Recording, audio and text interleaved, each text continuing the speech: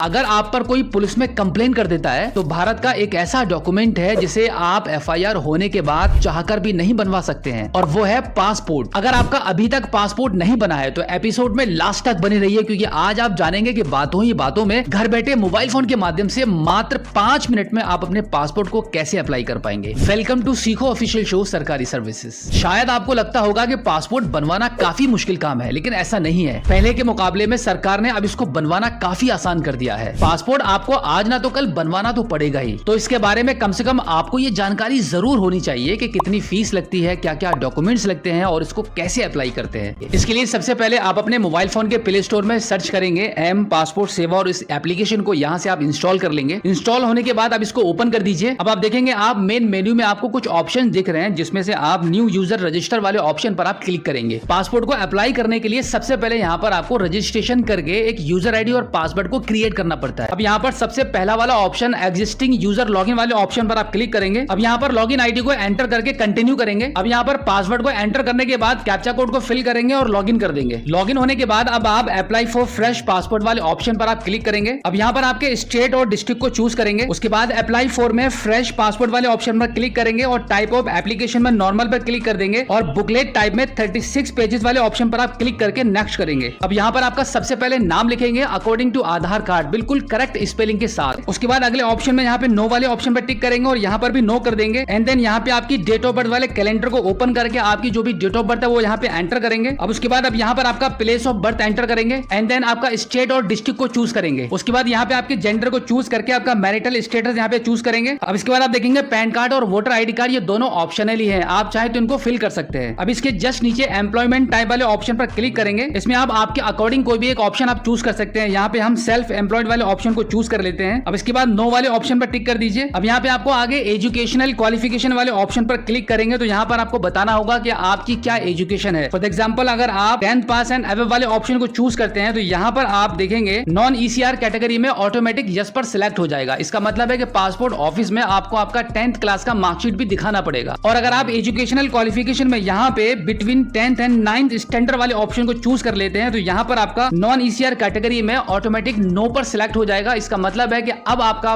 Passport मात्र आधार card दिखाने से ही बन जाएगा। तो अभी हम यहाँ पर 10 पास एंड अबव वाले ऑप्शन को चूज कर लेते हैं। अब इसके अगले वाले ऑप्शन में यहाँ पर आपको ये दर्शाना होगा कि आपकी बॉडी पर कोई मार्क है, कोई चोट का निशान है, वो यहाँ पर आपको मेंशन करना होगा। उसके बाद अब अगले ऑप्शन में आपके आधार कार्ड के नंबर को एंटर करेंगे और आई एग्री वाले ऑप्शन में यस पर टिक करेंगे एंड देन नेक्स्ट कर देंगे। नेक्स्ट करने के बाद अब यहाँ पर फादर नेम और मदर नेम एंटर करेंगे और उसके बाद फिर से यहाँ पे नेक्स्ट कर देंगे। अब यहाँ पर इस बॉक्स में आपका house number and street name enter करेंगे। उसके बाद आपके विलेज का नाम यहाँ पे टाइप करेंगे एंड देन अब यहाँ पर आपका पुलिस स्टेशन आप चूज करेंगे। उसके बाद अब यहाँ पर आपका एरिया पिन कोड नंबर और आपका कॉन्टैक्ट नंबर एंटर करेंगे। अब इसके नीचे आप देखेंगे यहाँ पे लिखा हुआ है इज परमानेंट एड्रेस अवेलेबल, तो यहाँ पे आप यस वाले ऑप्शन पर क्लिक करेंगे। अब यहाँ पर एक और ऑप्शन आ जाएगा जहां पर आपसे पूछा जा रहा है कि आपका परमानेंट और आपका प्रेजेंट एड्रेस सेम है, तो यहाँ पे आप यस कर देंगे। अब उसके बाद नेक्स्ट कर दीजिए। नेक्स्ट करते ही एक पॉपअप आपकी स्क्रीन पर आ जाएगा। अब आप इसको ओके कर दीजिए। ओके करने के बाद अब एक बार फिर से इसको ओके कर दीजिए। अब यहाँ पर आपको आपकी इमरजेंसी कॉन्टैक्ट डिटेल्स फिल करनी होगी, जैसे कि आपकी फैमिली में किसी भी पर्सन का नाम और एड्रेस और कॉन्टैक्ट नंबर यहाँ पे फिल करके आप नेक्स्ट कर देंगे। नेक्स्ट करने के बाद अब यहाँ पर बिल्कुल इसी तरीके से इन तीनों ऑप्शन को आपको चूज कर लेना है एंड देन नेक्स्ट कर देंगे। अब यहाँ पर भी आपको इन सभी क्वेश्चंस को पढ़ के यस और नो में बिल्कुल इसी तरीके से आपको यहाँ पे आंसर दे देना होगा। उसके बाद आप नेक्स्ट कर देंगे। नेक्स्ट करने के बाद आप देखेंगे कुछ इस प्रकार से आपके मोबाइल फोन की स्क्रीन पर आपके पासपोर्ट का प्रीव्यू आपको दिखाया जाएगा। अब एक बार आप फिर से इसको नेक्स्ट कर दीजिए। अब यहाँ पर आपको प्रूफ ऑफ बर्थ और प्रूफ ऑफ एड्रेस के लिए डॉक्यूमेंट्स को चूज करना होगा। तो यहाँ पे हम प्रूफ ऑफ बर्थ वाले ऑप्शन पर क्लिक करते हैं। तो इस प्रकार से यहाँ पर आपको कुछ डॉक्यूमेंट्स के नाम आपको दिखाए जाएंगे। यहाँ पे हम पैन कार्ड वाले ऑप्शन को चूज कर लेते हैं। बिल्कुल इसी तरीके से proof of present resident address वाले ऑप्शन पर क्लिक करेंगे तो यहाँ पर आपको सबसे पहले ही आधार कार्ड का ऑप्शन मिल जाता है। तो यहाँ पे हम आधार कार्ड वाले ऑप्शन को चूज कर लेते हैं। अब यहाँ पे प्लेस वाले ऑप्शन पर आपके टाउन का नाम लिख देंगे। उसके बाद आई एग्री वाले ऑप्शन पर क्लिक करके फाइनली इसको सबमिट कर देंगे। अब आप देखेंगे आपका एप्लीकेशन सक्सेसफुली सबमिट हो चुका है। अब आप इसको ओके कर दीजिए। अब यहाँ पर view saved and submitted applications वाले ऑप्शन पर आप क्लिक करेंगे। अब आप देखेंगे यहाँ पर आपको आपका एप्लीकेशन नंबर शो कर रहा है, इस पर आप क्लिक कर दीजिए। अब यहाँ पर आपको 3 डॉट दिखाई दे रहे हैं, इस पर आप क्लिक करेंगे करेंगे तो आपको कुछ ऑप्शंस मिलेंगे, जिसमें से आप पे एंड शेड्यूल अपॉइंटमेंट वाले ऑप्शन पर आप क्लिक करेंगे। अब यहाँ पर आपके पासपोर्ट के लिए ऑनलाइन फीस पे करने के लिए आप पहले वाले ऑप्शन पर आप क्लिक करेंगे। अब यहाँ पर आप देख सकते हैं कि आपके पासपोर्ट को अप्लाई करने के लिए जो फीस आपको पे करनी पड़ रही है, यहाँ पे 1500 रुपए की आपकी पेमेंट डिडक्ट होगी और इसी के साथ में आपकी अपॉइंटमेंट डेट भी यहाँ पर आपको शो कर रही है। यहाँ पर आप पे एंड बुक अपॉइंटमेंट वाले ऑप्शन पर आप क्लिक करेंगे। अब आप ओके एंड अंडरस्टैंड वाले ऑप्शन पर क्लिक कर दीजिए। अब आप पेमेंट गेटवे के ऑप्शन पर आ जाएंगे। यहाँ पे आप नेट बैंकिंग, डेबिट कार्ड और क्रेडिट कार्ड और यूपीआई के माध्यम से पेमेंट कर पाएंगे, तो आपके लिए सबसे इजी रहेगा इस यूपीआई वाले ऑप्शन पर आप क्लिक करेंगे। अब यहाँ पर आप देखेंगे आपके पेमेंट के लिए ये क्यूआर कोड जनरेट हो चुका है। इसको आप अपने फोन पे, गूगल पे या जो भी आप यूपीआई का एप्लीकेशन यूज करते हैं उसके माध्यम से इसको स्कैन करके पेमेंट कर देंगे। पेमेंट करने के बाद आप देखेंगे कुछ इस प्रकार से आपके मोबाइल फोन के स्क्रीन पर आपका अपॉइंटमेंट लेटर जनरेट हो जाएगा। इस लेटर पर आपके पासपोर्ट ऑफिस का address and date and timing यहाँ पे क्लियरली मेंशन होती है, जिसके अकॉर्डिंग आपको सभी जरूरी डॉक्यूमेंट्स के साथ पासपोर्ट ऑफिस में पहुंचना होता है। एंड देन पासपोर्ट ऑफिस के अंदर डॉक्यूमेंट वेरिफिकेशन के बाद आपके लोकल थाने से आपका पुलिस वेरिफिकेशन होता है। उसके बाद मैक्सिमम 15 दिन के अंदर आपके घर पर आपका पासपोर्ट बनकर आ जाता है। सो आई होप आप अच्छे से समझ गए होंगे कि पासपोर्ट को कैसे अप्लाई करते हैं। अगर आपका अभी भी कोई सवाल है तो इस एपिसोड के एंड में आप हमें फीडबैक के माध्यम से बता सकते हैं।